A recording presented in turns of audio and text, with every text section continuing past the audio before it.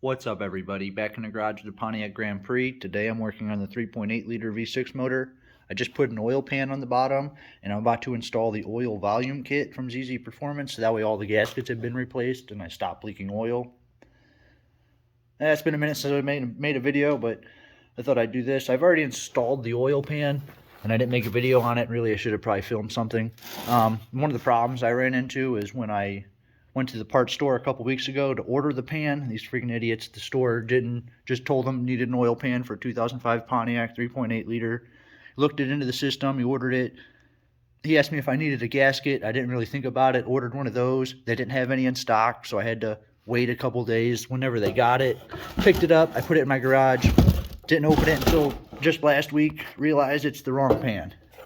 So in 2003, they switched it to, after 2004 and older or newer 3.8 liters, you have a cast pan which has the bolts for the transmission mounts and the engine mounts.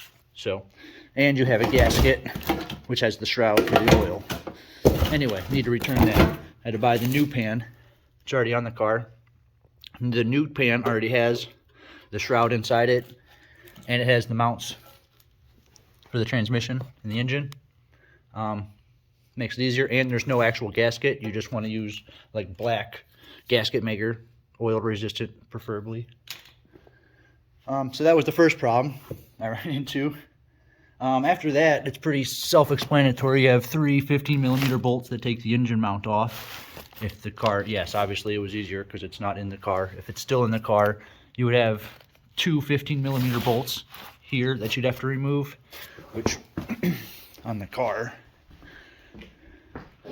would be on the frame here and here where the car sits. After, you have to remove that because there's a few bolts that you have to get to. After that's completely out of the way, you have two bolts on the bottom, 3 bolts there, that can be removed. You have to support the top of the engine somehow so it doesn't fall, because at this point there is no mounts.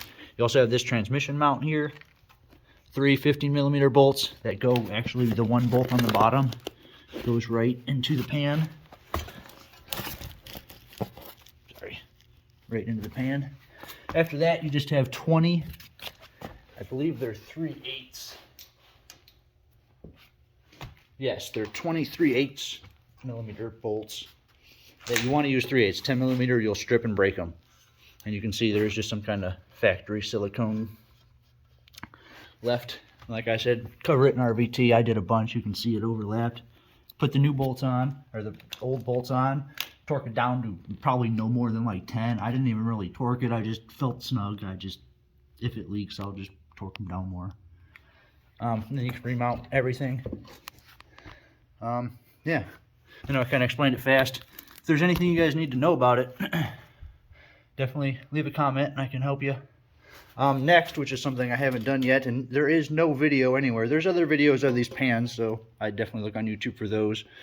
I can't find any video explaining the oil volume kit. They're pretty easy to put on. It's like 4 13mm bolts. So yeah, that should be pretty easy to do.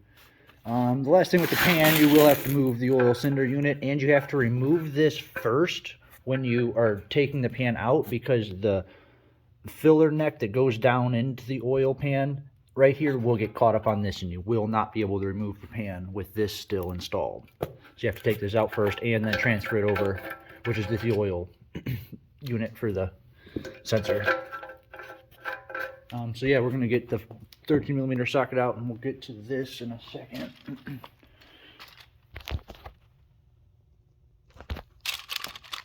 Okay guys, so to start off, you probably want to unplug this sensor here, the oil pressure sensor first. Once you undo that, you want to obviously drain the oil too, maybe change the filter while you're here, and then it's just 4 13mm bolts. I've already actually loosened them up. And yes, some oil will probably come off. You also want to be careful because this is spring loaded here.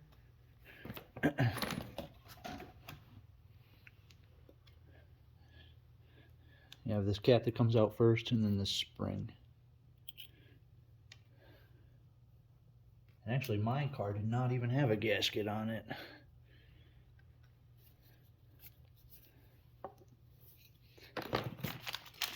So the new kit comes with this new cap and washer that sits in there. Then you just have the new spring. Now this new spring is a lot stiffer, and actually I believe, yeah, 2003 or newer, this is definitely the upgrade you want to do, because this will increase the oil pressure on your car. I hear a lot of guys, you can see the reviews for these. But you put the washer in there first, give the spring somewhere nice to sit. You want to make sure the spring isn't sitting here. You want to make sure it's, you kind of feel it just all the way in there, so it's just barely sticking out. Then you put the new cap back on. You want to take probably like a knife, a clean knife blade, and clean off the old gasket, all the oil and just stuff. I guess there was a gasket there, just very old. That's probably where all the leaking from.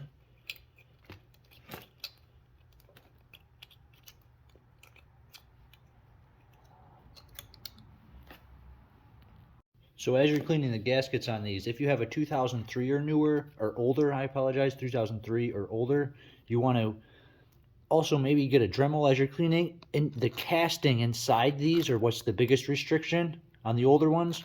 So you maybe want to take a Dremel. I've seen people that clean these out with a Dremel. Like I showed you guys how I do the, ported the manifold out, or the intake out. Yeah, after you guys get that surface all cleaned up, you just want to install the new gasket, and you want the red side facing up.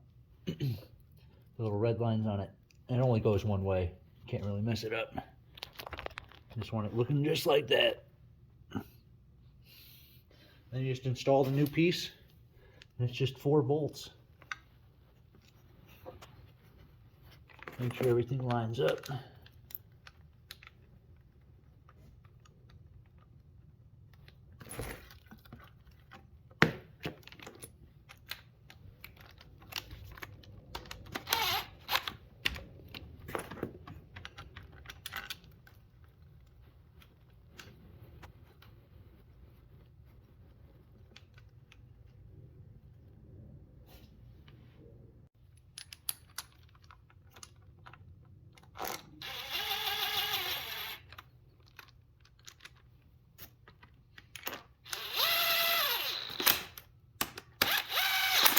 I'm actually not sure what the torque specs are on this.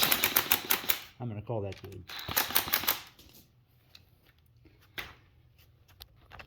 Alright guys, and that's pretty much all it was to it. I just want to make a quick video on that. Ain't much going on right now. Probably next week I have to install some new pulleys so I can finish this off. And then the next month I should have the transmission all finished to be able to install it.